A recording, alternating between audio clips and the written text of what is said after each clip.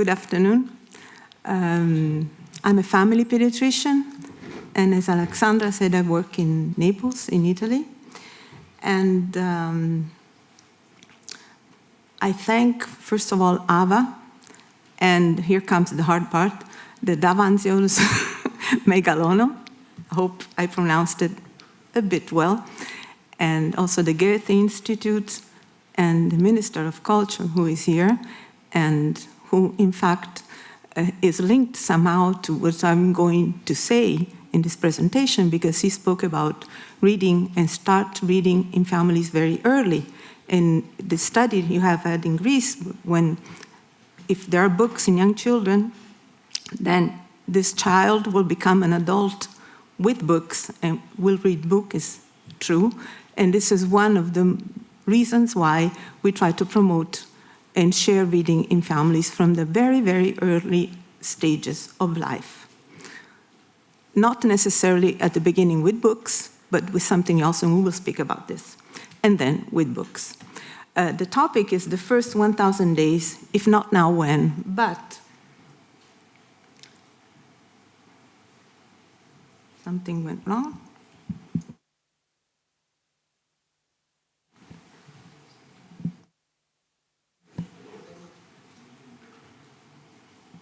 It doesn't go. Okay.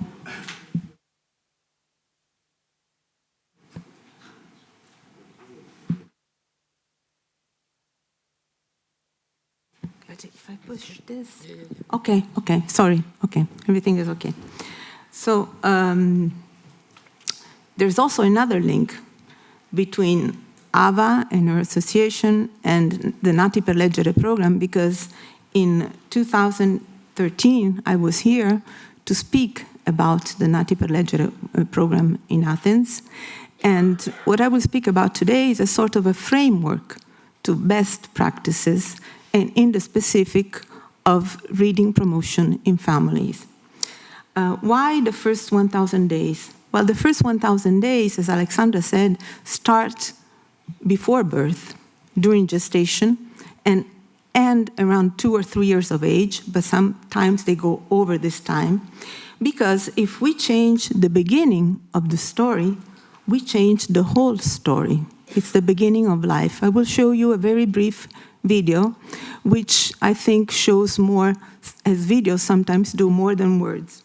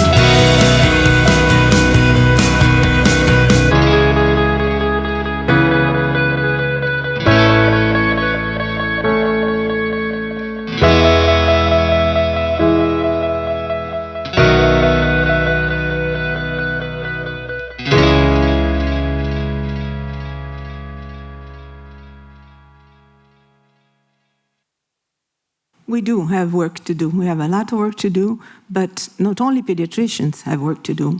All of you have work to do in daily life, what we do every day, in what we do in our work.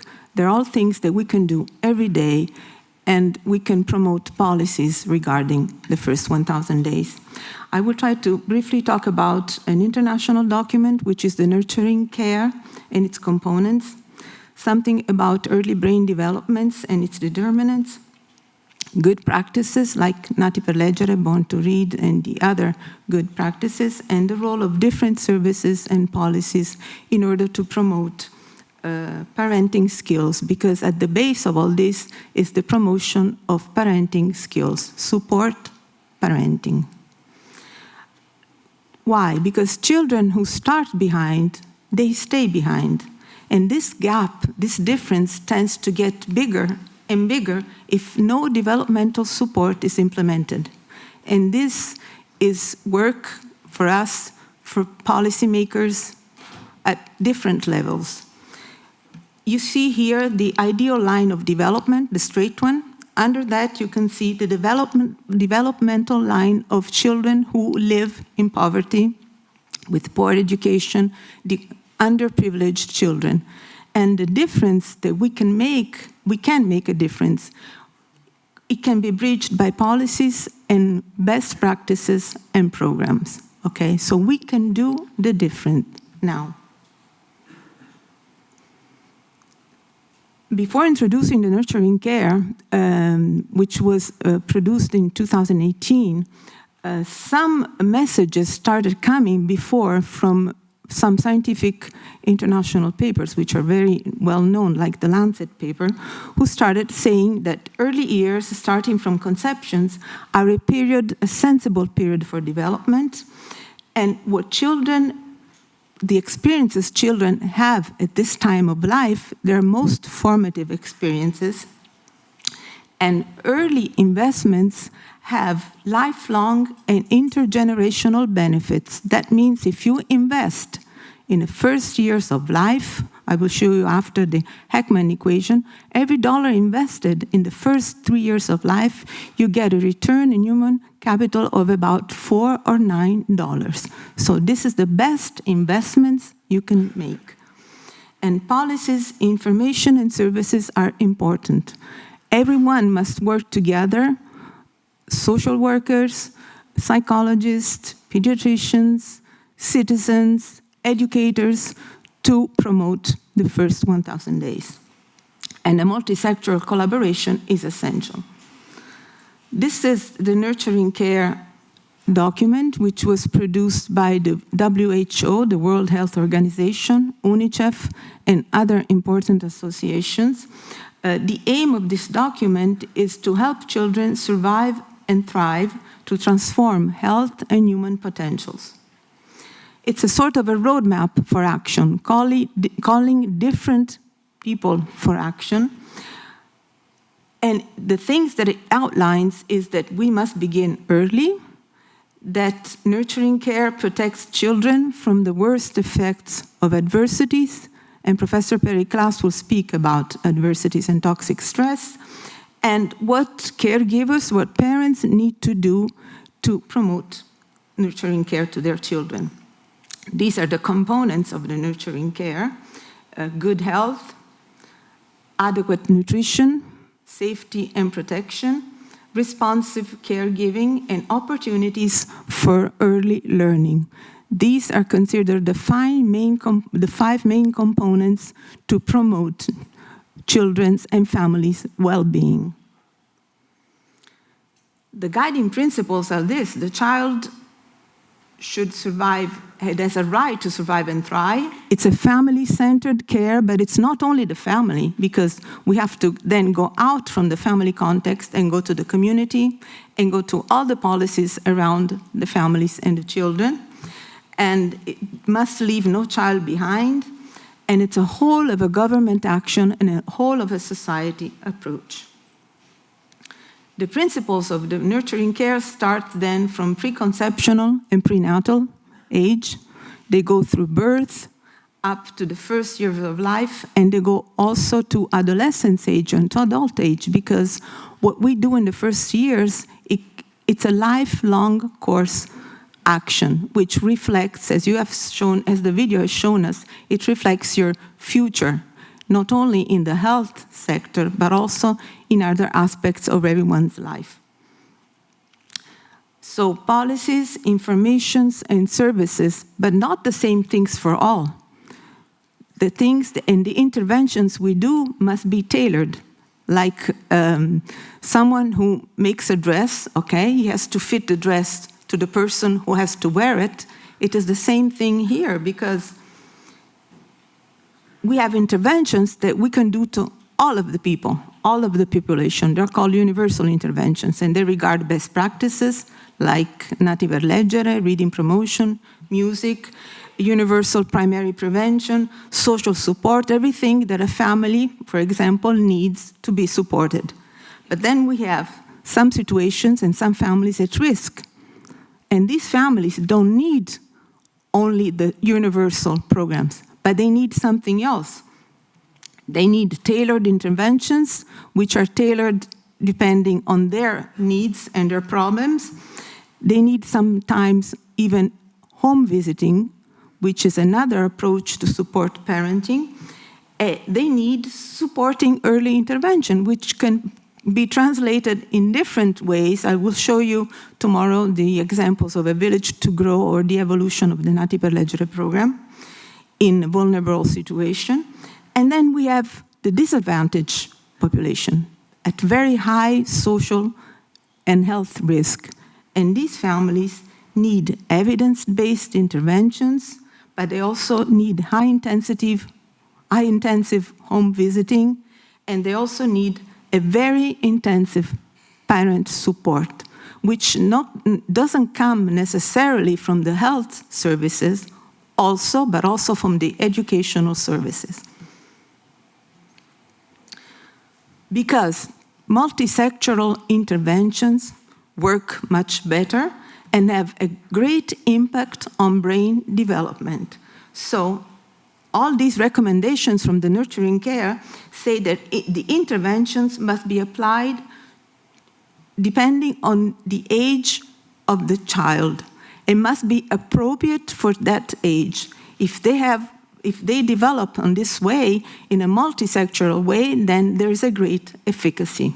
I hope I'm clear when I speak about these things. A brief walk through the development of a child's brain, just to understand why it is so important to start very, very early.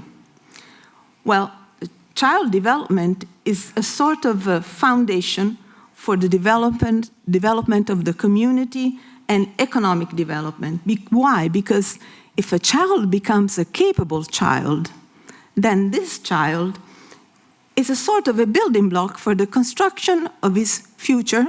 And if he becomes a capable citizen, then we're making a person who can live well in a society and can make his or her contribution to the society or the community where he or she will live.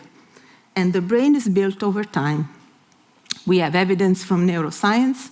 You can see very briefly on your left, there is the neurons, which are the cells of our brain, okay, of a child at the 36 weeks of gestational age, then a newborn child, and so on up to the 2-year-old child.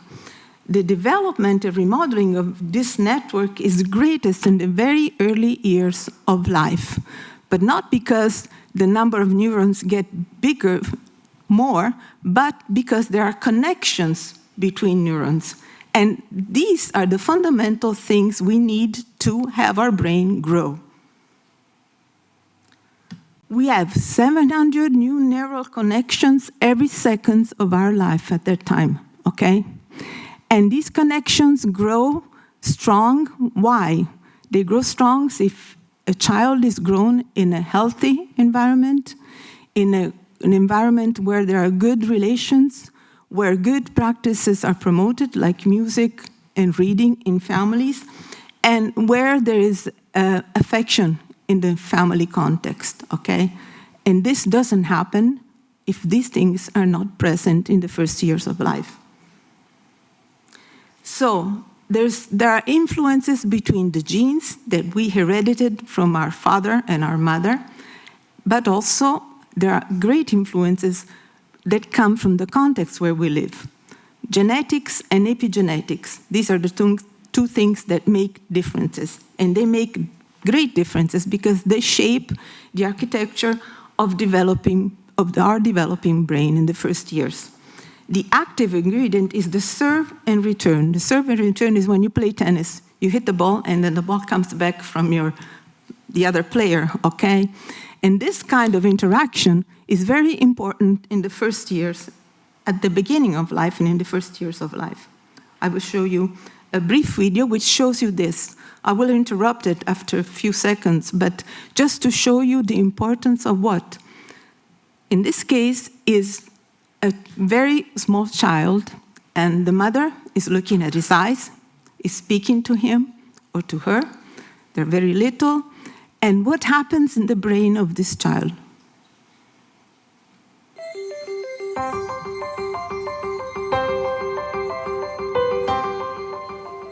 A child's experiences during the earliest years of life have a lasting impact on the architecture of the developing brain. Genes provide the basic blueprint, but experiences shape the process that determines whether a child's brain will provide a strong or weak foundation for all future learning, behavior, and health.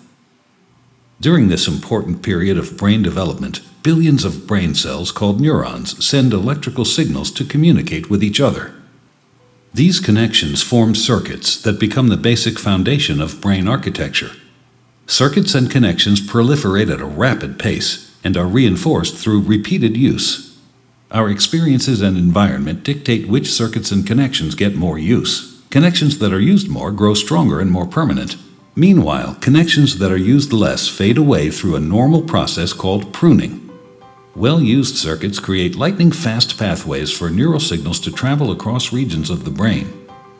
Simple circuits form first, providing a foundation for more complex circuits to build on later.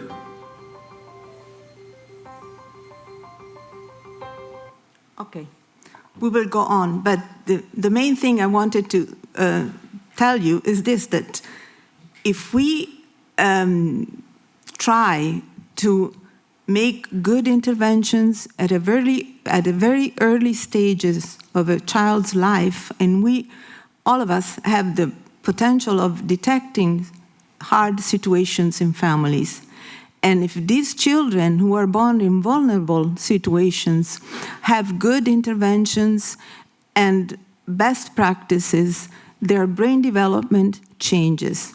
Otherwise, you see the pruning. The pruning happens when all this environment is not present, and the pruning goes on throughout life.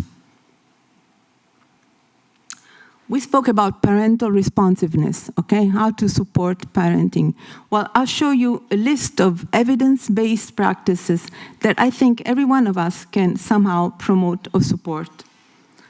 Like pick up or learn to pick up on a child's needs and signals. My child is crying. I don't know why he's crying. What is happening? Well, a mother in the first days of life can have these problems. But if she's supported, she can learn how to detect, or also a father, the child's signals. Respond to a child with interest and affection. Give support without being intrusive. Encourage him. And promote emotional and behavioral regulation through examples and explanation, but not being intrusive or avoiding, obviously, any physical or even any verbal violence, because children learn from these examples, okay? But we're speaking not only of mothers, we're also speaking of fathers. In the last years, there's good scientific evidences that promote father's presence in the very first years of life, always in a child's life, but especially in the first year, when usually we tend to consider the mother as the principal caregiver. She is, but also the father's presence is extremely important for all the reasons you see here. They increase cognitive and social skills, empathic abilities, self-control and self-esteem, sort of a better auto-regulation, improved interaction with siblings, improved school performances, and reduced violence and bullying. So see how fathers are important since the beginning of a life. So I will not go further on this slide, but just to tell you that we need to put in place conditions to nurture this kind of bond between a father and a very young child, so that an intimate and a very rich relationship can grow at the beginning of the life of a child. For these reasons, see, these are the skills that children learn from their fathers, which some of them I just listed before and then the other slide. But fathers are very, let's say, useful for independence, for regulation, for behavior, and for many other things. And also we have evidence from economic studies, so you see how it is a multi-sectoral approach that tell us how much value is the maternal time in development, and now also the father's time in development, because many studies have put in relation the various and different parameters of child development to maternal time. And there's a strong correlation of development with the mother's characteristics, as you see here, with her educational level, with her IQ level, and with her grade of responsiveness. And on this, we can do something. And also the type of time that it is spent together, not only from mothers, but also from fathers. Time for play, time for reading, time for music, or simply time to stay together in a normal communication. Because nowadays, many types of communications are not really developmentally good for children. I'm speaking about phones and tablets and digital exposures. But one thing we must pay attention to is that a fragile parent can become a very good parent, this is for sure, but parenting skills are not given once and for all, because things may change over time in the course of individual changes that all of us go through, which is normal, and also depending on the development of a child. Think about a child who has behavioral problems, okay? A mother can have difficulties, and that mother needs to be supported, because while she was somehow supported before, now there's a new problem which must be somehow discussed and resolved. But when all this doesn't work the way it should, this is what happens, okay? This is the brain you see on your left of a normal 3-year-old child, and on your right, this is the brain of a 3-year-old child which was neglected. He had a toxic stress, which Professor Klaas will speak to you about. And this is what happens. You see how the architecture of the brain changes, okay? I'll go ahead. And this is the Heckman equation I talked to you about. It's easier to build strong children than to repair broken men. Frederick Douglass was an American man who lived in the 18th century, and he said this then about more than 100 years ago, and it is true. And the Heckman equation is this. For every $1 we invest in the first year of our life, we have from $4 to $9 of return if we invest this money in early child programs. When I speak about early child programs, I speak about educational services of quality from children from 6 months of age up to 3 years of age, okay? I speak about primary and secondary prevention in the health sector. I speak about social support from other services, and I speak about psychological support. And sometimes I speak about also home intervention, like home visiting, when there is a vulnerable families we need somehow to treat. The other thing is, it's a good thing, because evidence have shown that if we do something very early in families who are at high risk, social and health risk sometimes, what we do early in life, how this study shows us, it was published in 2005, early interactions implemented between 9 and 24 months of age of these children who underwent this study are still evident at the age of 17 and 18 years. This is the Heckman equation we talked about before. Significant differences in these adults after 18 years, because the study lasted all these years, are differences in intelligence, in vocabulary, so in the way of expressing yourself and also in your reading capabilities, and in the ability also to comprehend text. So you see how it is important. Interventions may also be limited. You don't need to do many things every day. This has been proven. You need good quality interventions like this one, 10 weekly sessions, which 2 specifically devoted to reading and play, produced in these children. This is a program in Chile. Significant and stable effects even after 3 years on all of these parameters, okay? And especially on the parents' sense of self-efficacy. The best practices that support parent-child interaction are this: preparation for birth, knowing what you're going to do, how will your period of gestation be, and how to prepare yourself for a new birth. Skin-to-skin contact, lactation and a responsive nutrition, shared reading, shared sound and music experiences, massage, it's an evidence-based practice at birth and in the month after birth. Play is the motor of a child's brain development. Motor and nature-based activities, appropriate use of digital technologies. We cannot avoid them, but there are recommendations about the use and the awareness regarding this use, and the attendance of a good daycare with the family participation. 2 slides on the Nati per Leggere program, which was born in Italy in 1999.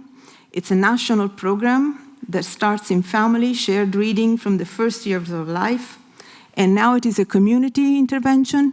At the beginning, it was a project, now it is a program, and it conveys somehow, a simple and an intuitive message. Reading aloud from the very first months of life is a beautiful thing to do together. It's a totalizing experiences and promotes the relationship with children. It promotes children's language.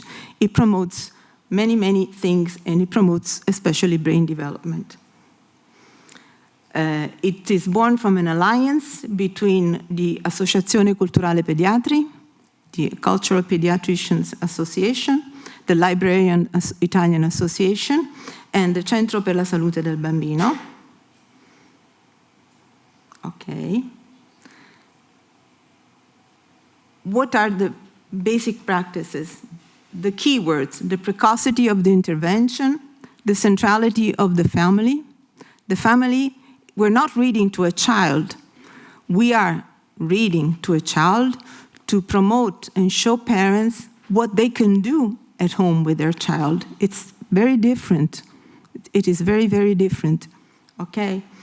From a very early age, and before you start introducing a book, we can start introducing the voice, as you can see after a few slides, okay? And the universality of the program, because every child, every boy, every girl has the right to have this kind of practice, of good practice, with, as we said before, different intensity.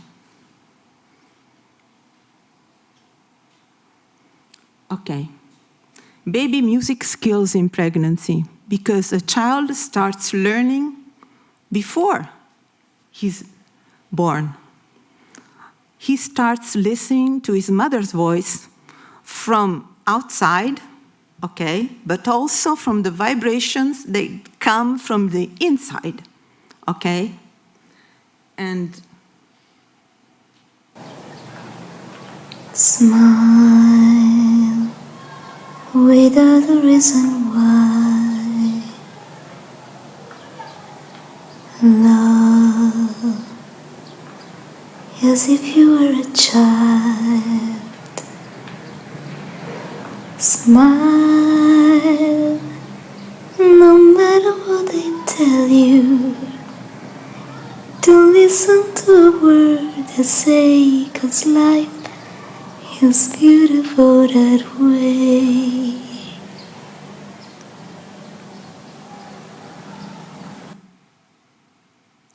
This happens, and a good preparation for birth implies also this. And the voice that comes from the mother is essential at this time, but is essential after, in the first months of life. Before, as I said before, introducing a book, because there are very good scientific studies that show you that if a mother speaks to a child the way mothers and fathers speak to a child, which is called madarese in English, okay? It's a way when we look at a baby, for example, okay, how do we speak to him? Not like I'm speaking now to you, but we say, hello, how are you? Okay, we have long intonation, pauses, brief intonations, and it's like a sort of a singing, okay? And this, it has been shown by scientific evidences that it produced those neuronal connection and those bonds that we looked at in the first slides that I showed you, okay, in the video. And this is real. And so we can say to a mother who is going to have a child, speak to him, speak to her, sing. And then when he becomes older, 5 or 6 months old, we can start introducing book. But voice is the first thing we can speak about because it has a very, very strong power, okay? This is the mechanism of good practices, okay? Because cognitive and relational inputs, this mother is reading to this child. They're both looking at the book, okay? This is what happens in her neurons of the child, and this promotes both expressive and receptive language. This is the circle of best practices, and this is very important because the parent feels that his child is interested. What happens? The child shows interest, communicates the interest, and the parent continues to propose what he proposed at the beginning, okay? And this is what we must promote. This is the benefits of shared reading, but I think you know about this. And by supporting good practices, we can make a difference in life course by increasing parents' skills, the sense of self-efficacy, okay? The mother says, well, I'm capable, I can do this. I thought I couldn't do it. This is what we should work on, okay? And opportunities for good interactions, because this is the ideal development trajectory. This is the current practice when we have situations, vulnerable situations, and this we can change how? With good opportunities, okay? And these are the things that we can do. It's not easy to reach everyone because the use of a new service, and we must keep in mind this, is always what happens. Always the families who need it less use the service we propose to them. And the families who need it most are less prompt in the use of a new service. And we must keep on mind this. This is the so-called St. Matthew's effect. Don't ask me why. I try to understand, but I don't know. I don't know if Perry knows why, but she can tell us. Because this is why poor and marginalized people have poor outcomes, because there's an increased exposure and vulnerability to risk factors, okay? Because there's a lower demand of services, and there's also a lower supply of services. So we must interrupt this kind of a circle. Conclusions. The key strategies for working with families are the precocity, so starting from pregnancy, are a progressive universality. As I showed you in the slide, they must be tailored based on the needs of the family and of the child. So not for all the same things. Proactive strategies to reach the unreachable, because we have this problem in Italy, and I think everyone has this problem. Family you need most don't come, for example, to my office. So I must call them. I must reach them in some other ways. And this is true for all types of services. And a multi-sectorality approach, integration between service. This is the essential part of all. And this, I think, is why we are also here today. This is because same things or same possibilities. Okay, this is the difference, see, between equality on your left and equity on your right. Equality is giving the same things to everybody. Equity is different. It's giving people the same possibilities. As you can see on this slide, it's very different, okay? It's not easy, but altogether we might at least try to change the beginning of the story in order to change the whole story, okay? It's a long and winding road. This is a famous song of the 1960s, and it is a long and winding road. But we're not walking alone, so I think that if we start working now, tomorrow, we can make the difference, okay? I thank you very much. Thank you.